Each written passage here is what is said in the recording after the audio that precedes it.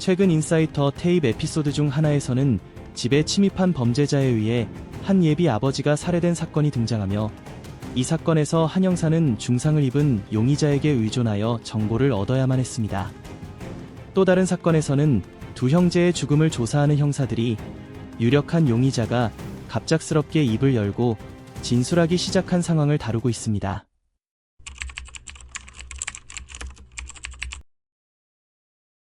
첫 겨울 아침, 멤피스.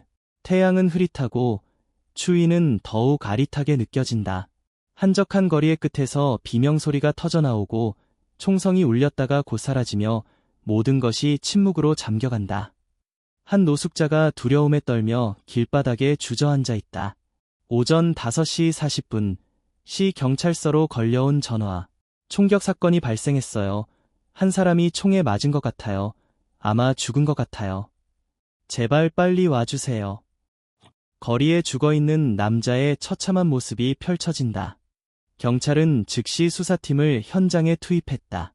초기 조사 결과 이번 총격 사건은 3명의 남성과 개인적인 복수와 관련된 거래와 연관이 있는 것으로 확인되었다.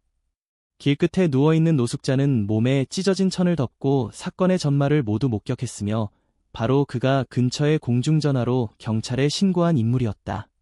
노숙자는 경찰차 옆에서 따뜻한 커피 한 잔을 들고 몸을 움츠리며 떨고 있었다. 그는 추위 때문에 떨 뿐만 아니라 두려움 때문에도 떨고 있었다. 그들이 언제 나타났는지 모르겠어요. 너무 추워서 배고픔에 눈이 흐려져서 그들이 나타나는 걸 볼 수 없었죠. 그들이 말싸움을 시작할 때까지는 일어나지도 못했어요. 그 후 총소리가 들리고 일어나서 보니 골목 끝에 있는 한 여성이 총격 사건을 보고 소리치자 나머지 2사람은 길거리로 도망쳤어요. 그 여자는 너무 놀라서 도망쳤죠. 그들이 무슨 얘기를 하는 걸 들으셨나요? 물건이란 말을 들었어요. 그들이 큰 돈과 함께 물건에 대해 얘기하는 걸 들었죠. 2사람이 다른 사람에게 그 물건을 가지고 가서 거래를 하라고 했지만 그중 한 명이 돈이 더 올라야만 운반을 하겠다고 거절했어요. 그러자 나머지 2 남자는 그를 협박하기 시작했죠. 따르지 않으면 조직에서 벌을 받을 거라고요. 기억나는 건 그중 한 사람이 총에 맞은 사람의 손에서 무언가를 빼앗아 갔다는 거예요. 동료 리서는 사건을 목격한 여성에 대한 정보를 찾고 증언을 확보한 후 범인의 외형을 그리기 위해 노력하고 있다. 한편 탐정 크리스는 사건 현장을 관찰하고 있다. 초기 판단으로 범인은 공범이 있을 것으로 보입니다. 피해자의 죽음은 조직적인 불법 거래와 관련이 있을 수 있습니다. 그렇다면 거래되는 물건은 아마도 마약일 가능성이 큽니다. 이 사건은 단순한 개인적인 사건이 아니라 경찰이 조사해야 할 대상은 위험한 범죄 조직일 것입니다. 피해자는 3발의 총에 맞았으며 2발은 가슴에, 1발은 배에 맞았습니다. 총알은 모두 치명적인 부위로 향하고 있었으며 범인의 의도는 분명히 피해자의 목숨을 앗아가는 것이었지 단순히 위협하거나 경고하는 것이 아니었습니다. 2 범인의 발자국이 눈 위에 희미하게 남아 있었으나 몇 분 뒤면 완전히 사라질 것입니다. 눈이 점점 더 쌓여가고 있었습니다. 피해체 주변에서 3발의 총알이 발견되었고 가까운 거리에서 발사된 것으로 확인되었습니다. 이 총알들은 폭력적인 범죄자들이 흔히 사용하는 일반적인 총알 종류였습니다. 주민들은 길거리로 나가면서 하루를 시작했지만 그들의 지속적인 두려움으로 인해 공기가 점점 더 긴장감이 감돌고 있었습니다.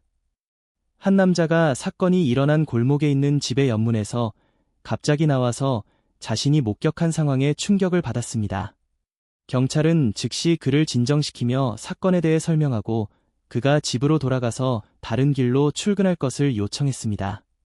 그러나 그는 점점 화를 내기 시작했습니다. 그는 점점 심각해지는 범죄 조직의 활동에 분노하고 있었습니다. 최근 들어 폭력 사건과 살인 사건이 잦아지면서 그들의 삶은 점점 더 위험하고 불안정해지고 있었습니다.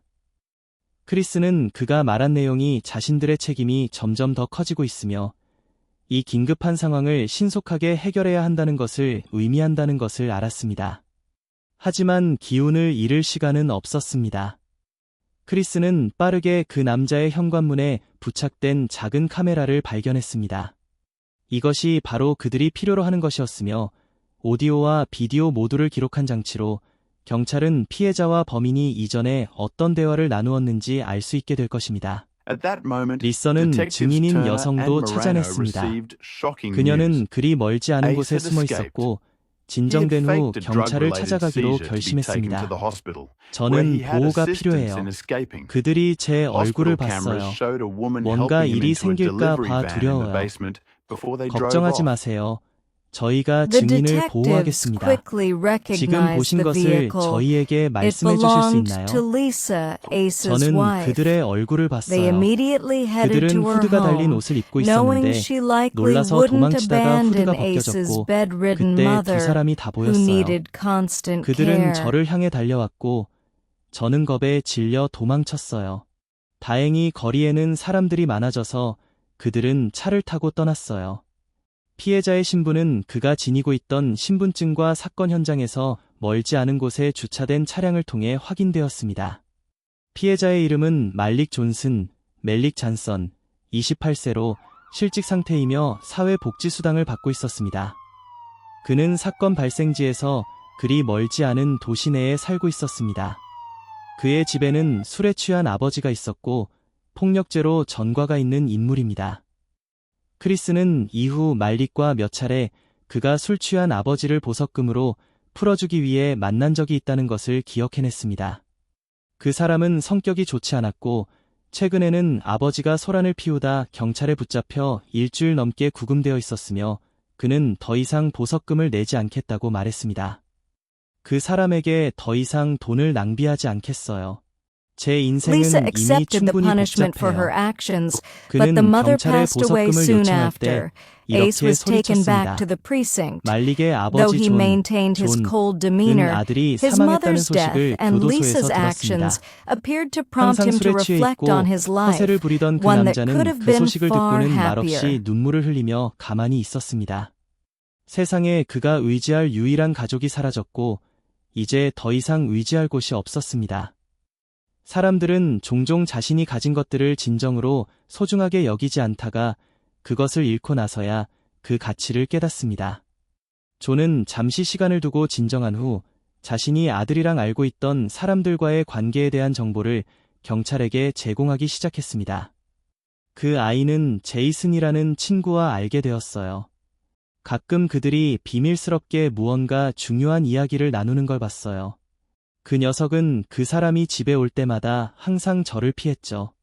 제이슨은 1년 정도 전에 나타났고 그 이후로 말릭은 일을 그만두고 집에만 있었어요. 가끔 며칠 동안 외출한다며 일을 한다고 했는데 늘 그렇듯 그 어떤 정보도 저에게 말하지 않았어요.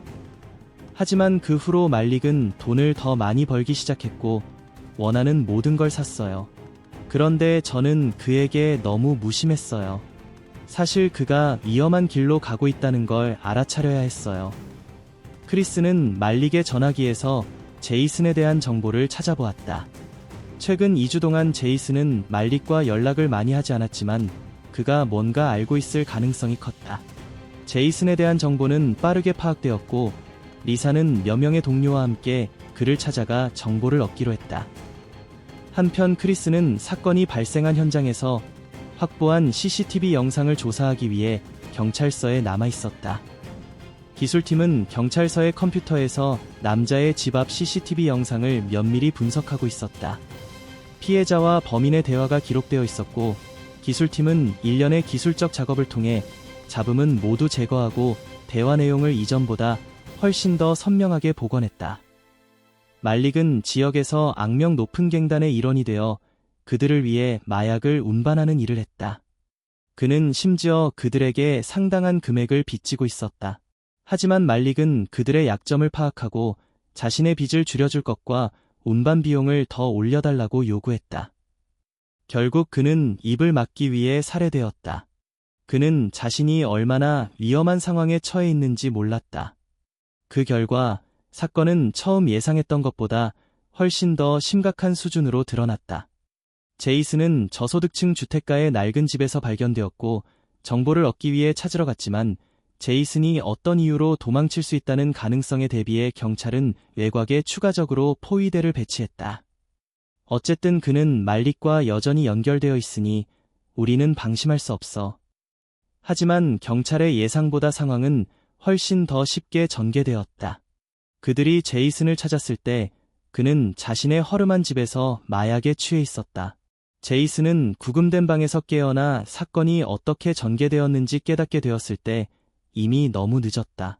그는 더 이상 자신의 범죄 행위에 대해 변명할 수 없었다.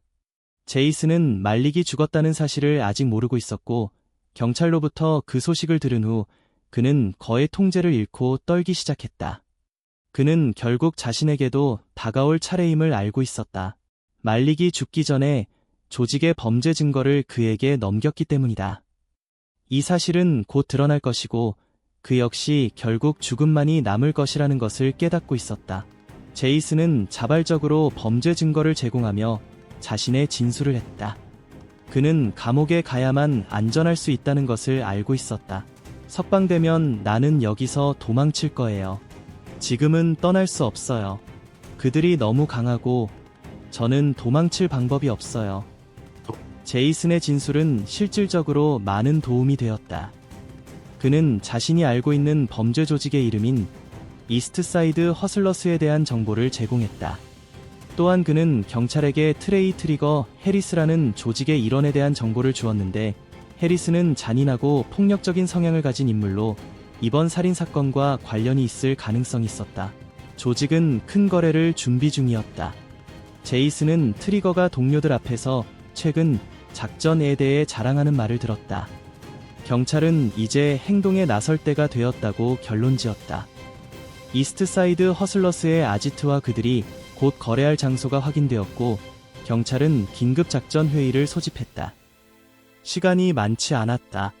우리는 두 팀으로 나누어 두 장소에서 동시에 덮칠 것이다.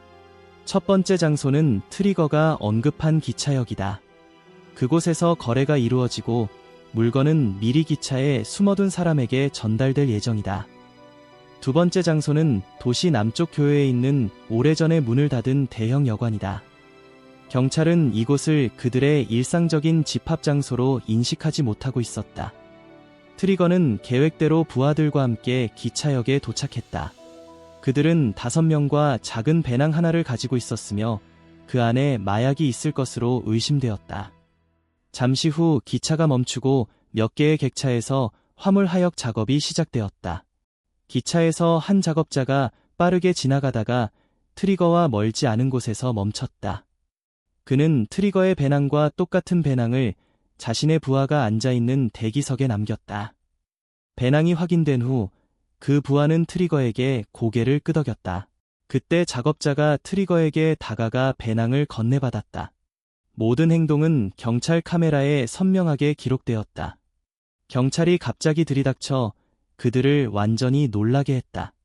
증거는 그들이 움켜잡고 도망치려 했지만 불행히도 경찰의 정예 부대가 안과 밖을 둘러싸고 있어 아무도 도망칠 수 없었다.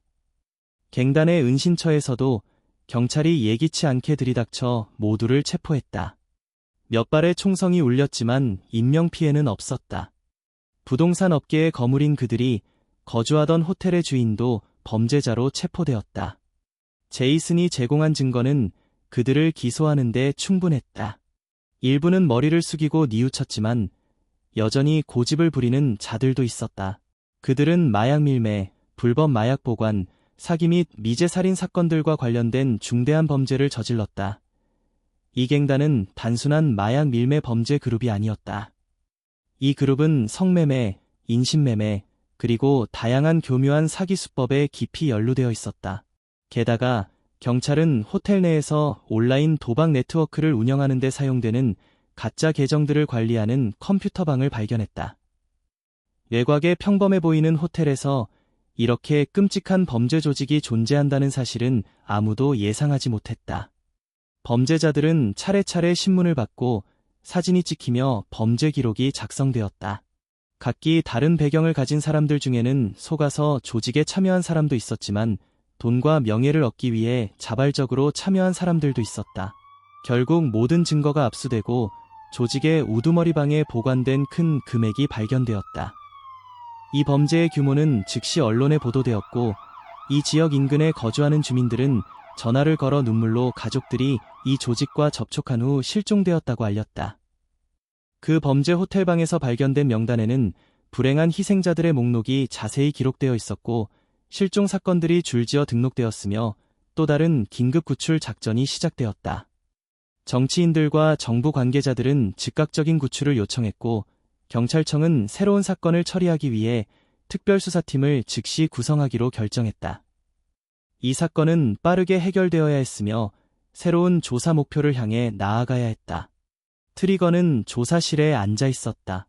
그는 자신이 소속된 갱단과 함께 저지른 범죄 외에도 말릭과 그의 충실한 부하를 살해한 혐의로 추가 기소되었다.